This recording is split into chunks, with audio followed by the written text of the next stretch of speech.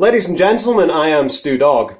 I'm here today with some rather tragic news for the geek world. The 305-metre telescope at the Arecibo Observatory in Puerto Rico has been destroyed.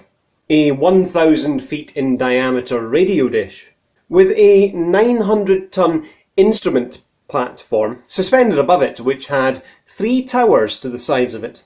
Towers which held the instruments in place with a series of cables and wires. The entire platform collapsed, however, due to damage sustained recently at the observatory.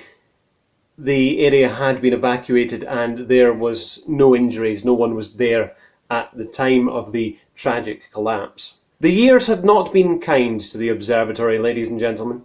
Built in an area where tropical storms, hurricanes and earthquakes happened on a regular basis. The installation has weathered a great deal of these environmental factors since its inception in 1963. Over the years, the observatory had earned itself multiple achievements, ladies and gentlemen, helping to discover the first binary pulsar in 1974. The observatory also supported a great deal of NASA's missions, including the Viking missions to Mars in the 70s, and it helped to produce the first radar maps of Venus, as well as going on to help spot the first of the exoplanets.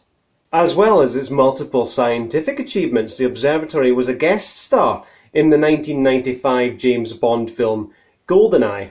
It served as a scene of the climactic final battle between James Bond, Pierce Brosnan, and Alex Trevelyan, Sean Bean.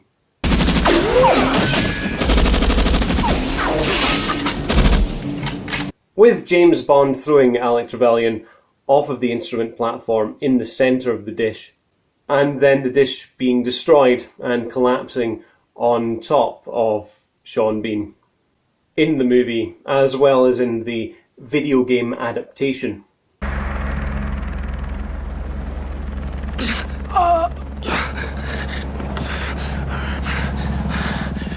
For England, James? No. For me.